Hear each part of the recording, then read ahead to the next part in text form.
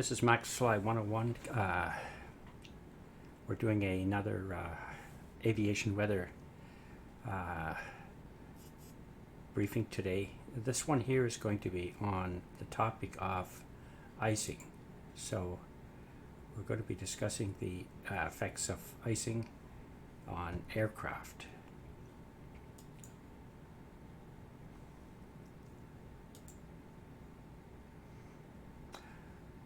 I've put together this little presentation which I'm going to be running through, and like I said, the topic is icing, effective icing on aircraft. We're going to be discussing the effects of icing, the types of icing on aircraft, intensities of icing, icing in clouds, and causes of freezing rain, freezing drizzle, and the severity of icing. Icing is very serious for aircraft. Some of the effects it has. It changes the airfoil. It changes the shape of the airfoil of the wing. So it will decrease the proficiency of the wing, and the lift decreases. The weight of the aircraft, all the ice on it, can cause your drag to increase. The weight can also affect the aircraft to want to be too heavy to fly, and the thrust can decrease with the increased icing on the aircraft. Wings aerodynamically altered, propellers thrust reduced.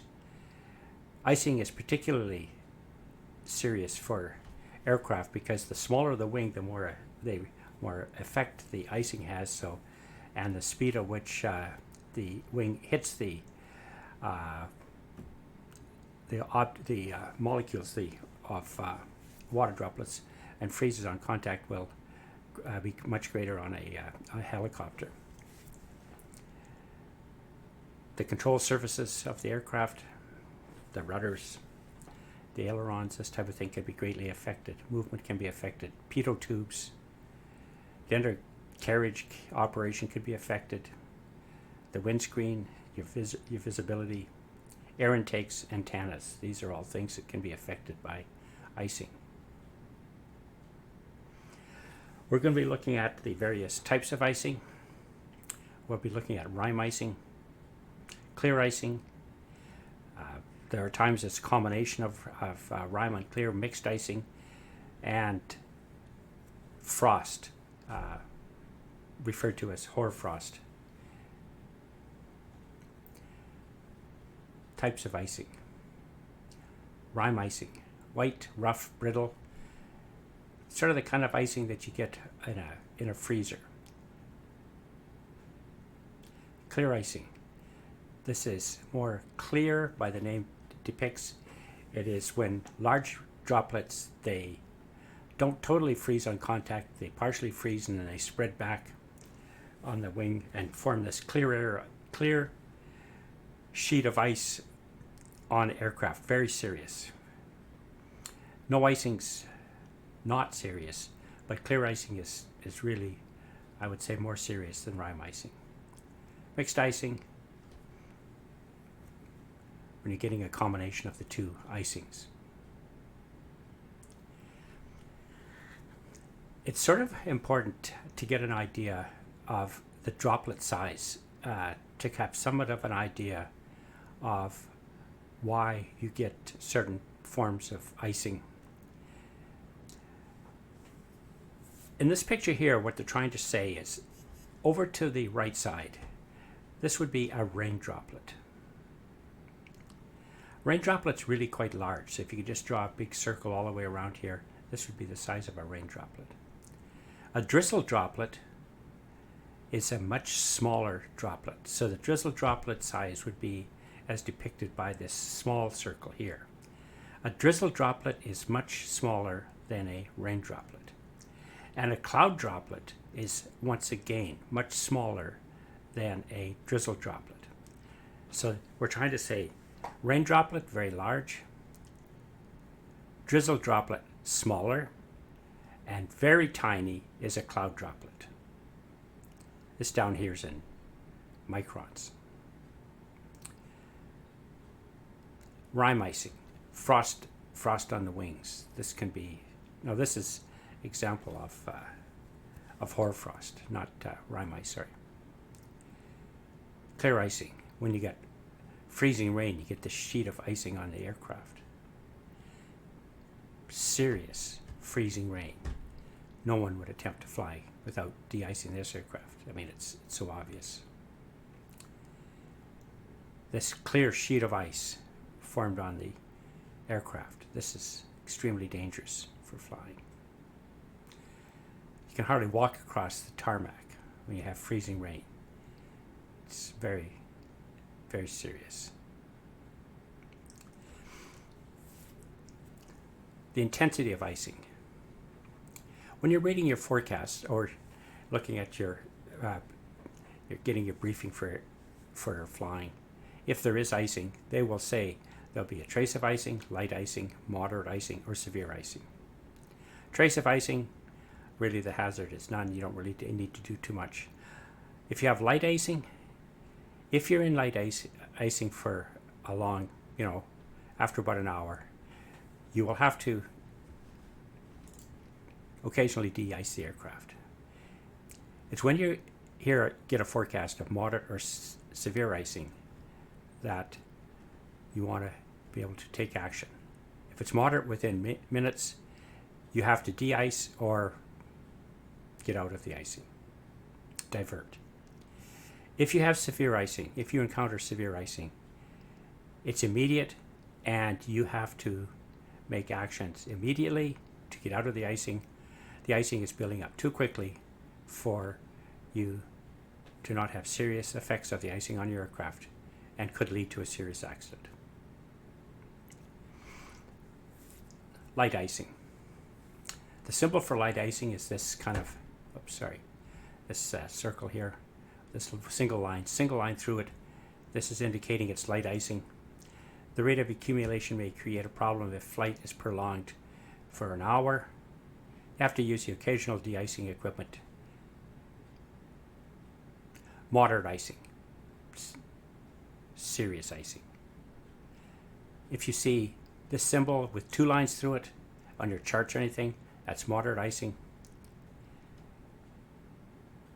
Rate of accumulation is such that even a short encounters can be potentially hazardous. You need to use your de-icing equipment or divert. Severe icing, the 3 dashes, if you see it on a chart, immediate diversion is necessary. Icing within clouds. Now, anytime you are flying in a cloud and the temperatures within that cloud are below freezing, then we have to worry about icing. When we looked at the different droplet sizes, the size of the rain droplet, the size of the drizzle droplet, and the size of the cloud droplet, the cloud droplet is very small. These small cloud droplets can exist in the liquid state at well below freezing temperatures. This is the whole concept of icing. It's when your water droplet is supercooled that you're going to get icing. What is a supercooled water droplet? It is a water droplet that is in the liquid state, but the droplet is at below freezing temperature. When that supercooled water droplet hits the leading edge or the windscreen or the ground, not the ground if it's a cloud, of course, you have to be flying in it, but with supercooled fog it could be on the ground, that droplet will turn to ice immediately. So the impact of the droplet on the object, the aircraft, will form the icing. Icing within cloud will be rime icing. It is most of the icing within cloud will occur when the temperatures are within that cloud 0 to minus 15. From minus 15 down to minus 40, there will be much less icing, because at this point the water droplets will usually form into ice crystals and you will not pick up icing. The ice, if it's ice already, it will not adhere to the aircraft. It's only when it's a supercooled droplet will it adhere to the aircraft. So if you're flying within cloud and you're flying below freezing temperature, particularly at temperatures down to minus 15, you will be encountering supercooled water droplets. These supercooled water droplets will freeze on impact. They will form an icing called rime ice. This rime ice is the white type ice, similar to what you see inside a freezer, your freezer at home. This rime icing is serious, but I'm going to say not as serious as clear icing. When you're flying in layer clouds, I mean clouds that are more horizontal, not clouds that are building up, like towering cumulus or cumulonimbus cloud, layer clouds. The updrafts in these clouds are usually fairly light, so they do not support the building up of large droplets within the cloud. So you got these small droplets. So when these small supercooled droplets impact the airplane, they were going to form rime icing. Rime icing intensities are usually light to moderate. The main hazard is flying in them for a long duration. So if you're in cloud for a long duration, at below freezing temperature, you can expect to pick up that rime icing, that white layer type icing, which is going to be on the leading edge of the wing, leading edge of the rudder, on your other objects of the aircraft, and you are flying in that for long durations, you can expect to get rime icing. Your convective clouds, these are your towering cumulus and your cumulonimbus, your TCU and your CB. In these clouds here, there are enormous updrafts, strong updrafts. They support the building of large droplets. They will support the building of droplets, rain size, huge droplets. These rain droplets can exist at below freezing temperature. These water droplets within the cloud. When you fly into these large droplets, they are supercooled, but they will not totally freeze on contact. They will partially freeze and then spread back and form this clear layer of ice. So the main difference between layer type cloud icing and convective type cloud icing, layer type cloud icing is going to give you rime ice, whereas convective type cloud is going to give you clear ice. Clear ice, more serious. Rime ice cannot be overlooked. It is serious, but it is not as serious as clear ice. It is highly recommended.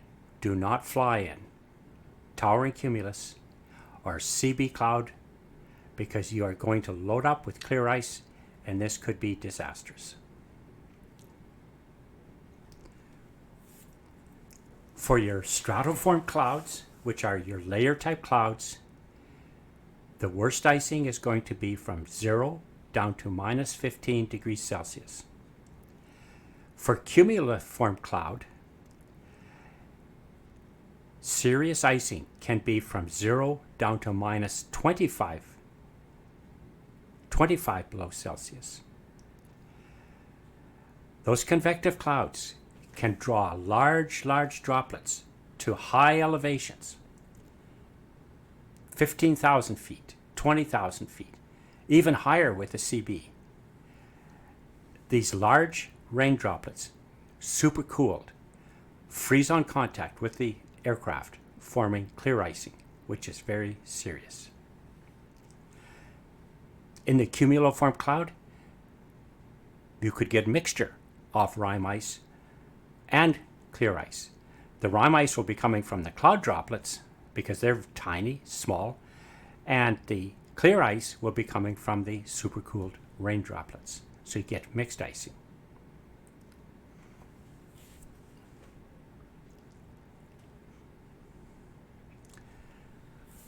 Freezing rain. Freezing rain is a situation that is very serious for creating icing. Freezing rain is normally associated with the approach of a warm front. What you have is you have above freezing temperatures aloft. You have below freezing temperature at the ground and the air beneath the frontal surface. The approach of a warm front. Now in this picture here, this is a sort of cross-sectional depiction of a warm front. On the weather map, a warm front is depicted by a line with these semicircles on it. If it's colored, a warm front will be red, a cold front would be blue. The cold front would have sharp barbs on it. The warm front have these semicircles. When the warm air approaches and hits the cold air beneath it, so you've got cold air at the surface here, you've got warm air at the surface here. The warm air is moving in this direction. The warm air is less dense than the cold air. The warm air slides up over the top of the cold air as this approaches. You can have the effect of this front and the clouds with it as far away as 1,000 miles ahead of where the front is. So the warm front is here on the map, but your weather is going to be ahead of the warm front. It is this rising warm air that's forming the cloud. If it is the summer months, no big problem, because this air, this warm air aloft, will be above freezing. The air beneath it, it's the summer months, it's warm. So the rain, the warm rain, falls into warm air, colder but warmer, not below freezing, and it falls as rain. No big deal. It is when we have a situation where we have warm air which is above freezing. You have at the ground air temperatures which are below freezing that we get into serious problems. In this diagram here, to the left is supposed to be our warm air. This solid line is the frontal surface. As the warm air comes in, it's going to slide up over top of the colder air. The colder air is beneath the frontal surface. This is the warmer air associated with the warm front. When we get a situation where we've got below freezing temperatures at the surface, and we have an area, this is below freezing here, below freezing, all in this zone here. But in this dashed line zone, you have above freezing temperatures. In the above freezing temperatures, if there is precipitation forming, it will be liquid and it'll be of the form of rain. So you'll have rain in this zone. In areas where it's colder, you would have snow forming, which would make sense. Now, here's where the problem lies. If this rain starts to fall and falls for a fairly long duration of time into this cold air, the rain droplet, as soon as it hits the below freezing temperature, does not freeze. it can become supercooled. Keeping in mind that rain droplet can exist to minus 25 below Celsius and still be a liquid droplet. However, when that supercooled droplet impacts with the ground or with the aircraft, it'll change from a liquid to a solid and become freezing rain. It will become clear ice. So the freezing rain will become clear ice. So what is freezing rain? Freezing rain is rain which is at below freezing temperatures, supercooled. When it hits the ground or an aircraft or an object, it freezes on contact. It forms clear ice. So, over time, this warm front will approach. You'd first be getting snow. Snow falls from the cloud. Below freezing temperature, it stays snow. If the duration of the freezing rain is a long duration and its descent down, this can be several thousand feet thick, this duration, this distance here. If the rain droplet freezes to be ice before it hits the ground, if the rain droplet becomes a solid, we call that an ice pellet. An ice pellet is a frozen rain droplet. It will appear clear to transparent in color, and the ice pellet will not adhere to the aircraft because it is solid already. The reason it forms an ice pellet is because it remains long enough in its descent that it has time to freeze to become solid, become an ice pellet. While it still is in the freezing rain state, all in this zone here with the slash lines, this is where we have the extreme danger. This is where the rain is in the supercool state.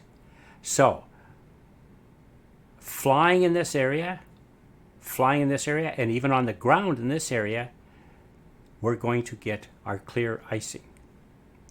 Don't know if that's totally understandable, but if you study warm fronts, we'll maybe do a thing on fronts, air masses, and fronts, and we'll have a better idea of the effect of a warm front. So it is the warm front that gives us our freezing rain.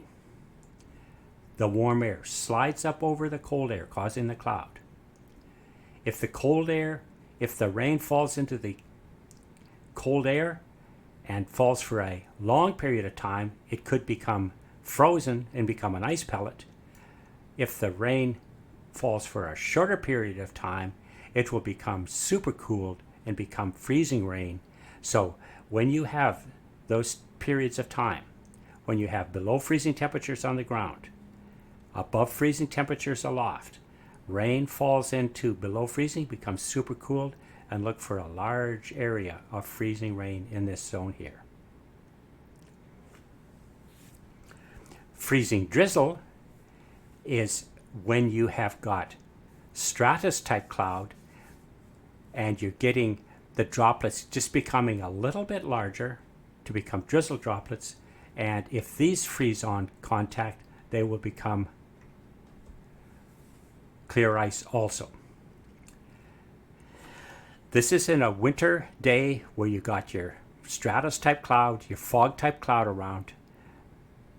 You're getting a bit of the clouds, the droplets are getting just a little bit too large to still remain aloft as fog or cloud droplets. They fall to the ground. Drizzle droplets these are, and they can form clear ice. Now this icing is serious. Yes, it's very serious, but it will not build up near as quickly as freezing rain. Remember our size comparison of a rain droplet compared to a drizzle droplet. A drizzle droplet is just a little bit bigger than a cloud droplet. A rain droplet is huge. So the rain droplet, if freezes, is going to form ice a lot faster than encountering icing with drizzle. It's very serious. Don't get me wrong. I'm not saying it's not serious. It's just not as serious as the icing that you'd get with freezing rain. There could be times when we don't have clouds or you don't have rain droplets or drizzle droplets and you still get icing. A clear night, you go out in the morning. You got frost on your windshield of your car. You got frost on the aircraft. What's causing that? Well, what's causing that is it's when the moisture content of the air reaches its dew point. And when it reaches its dew point, moisture can form. Well, if it is at below freezing temperature, it's going to form ice. And this is what we call hoarfrost. We've all experienced those mornings. Well, hopefully, I guess not all of us. Some of us don't have lived in where there's never been below freezing temperature. Wouldn't that be nice? Well, we can have a clear night, go out. Oh, there's frost all over our windshield of the car. How did that frost get there? Well, what happened is, with the overnight cooling, the temperature reached the dew point, and at that point, that moisture that formed on the windshield, it went from a gas directly into a solid form, and it became what we refer to as hoarfrost. You can get this in flight, you can get it on the ground in the aircraft. So if you go out in the morning and you've experienced frost on the windshield of your car as you're driving to the airport, you will have to remove that hoarfrost, that frost off your aircraft. It doesn't seem too threatening, but it still has the effect of changing the aerodynamics of the aircraft, and that frost must be removed from the aircraft. Strong nighttime cooling causing frost on the aircraft. Factors of severity: the shape of the airfoil and the speed. What kind of de-icing equipment is there? And the weather conditions are factors of the severity of the icing. In this diagram here, what they're trying to say on the left, if you are flying at an equal speed, if the shape of your wing is smaller, the effect of the rime ice or the icing is going to be greater on the leading edge than if you have a larger wing. Therefore, a more aerodynamic, like a jet fighter wing, can pick up icing on the leading edge much quicker. The only thing is, with a jet aircraft, they're able to hit the throttle and get out of the icing condition very quickly. Whereas a smaller aircraft, if you had a DC-3 with a real large wing, its problem is it's going to have to be prolonged longer period of time in the icing. So even though it's not as great an effect, as quick as effect as a small wing, it still has a problem. This is where a helicopter has a big problem. The wing on a helicopter is very small compared to the wing on a fixed wing aircraft. Therefore, the effect of the icing on the small wing of a helicopter is very severe because it's a small wing. The next one, the speed at which you're going through the... So if you had same size wing, and if you're going at a faster speed as opposed to a lower speed, it would only make sense. With the faster speed, you're going to get the pickup of the icing quicker with the faster speed. Droplet size. Let's just say that in the bottom one, it's freezing drizzle. Let's say the top one, larger droplets, freezing rain. Well, which is going to give a greater effect quicker? The larger droplet is going to cause the icing to build up much faster. So things to take in mind: shape of the wing, smaller the wing, faster the icing. Speed at which the aircraft is going. With a helicopter, rotating very fast. So small wing, very fast, problem helicopter. Much more serious than icing. And also, then the icing can get flung off and you get one of the rotors imbalanced from the other. Oh boy. Icing for helicopters, stay out of it. Stay out of it for all aircraft, but particularly for helicopters. Size of the droplets. Stay away from freezing rain. Stay away from freezing drizzle. Rime ice, it can be handled. Rime ice can be dealt with de-icing equipment on the aircraft.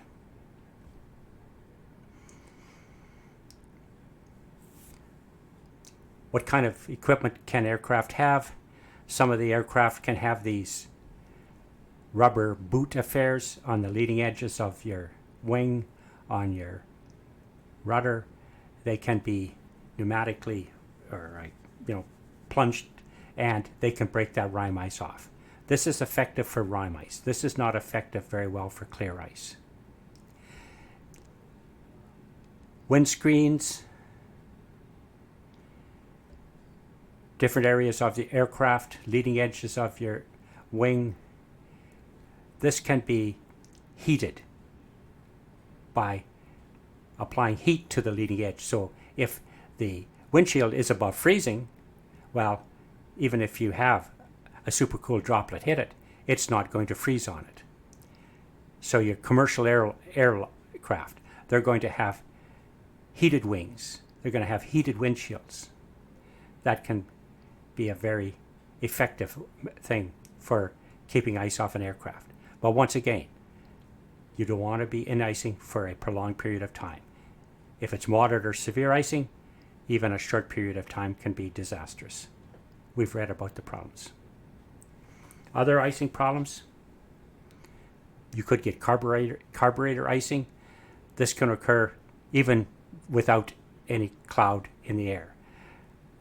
The flow going through the carburetor can cause the temperature to drop enormously, and you can get icing form in your carburetor. Induction icing in the engines can cause icing.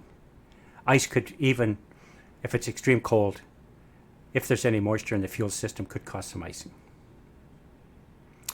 That's a brief outline on icing. Hopefully it's be of some help. Just keep in mind, if there is a forecast or if there is encountering icing at the time of the observation, you're detecting freezing rain, freezing drizzle, something of that nature, please use extreme caution in any flight you may encounter in icing. So this is MaxFly 101, broadcasting out of St. Andrews. Hopefully that was some help. Catch you later.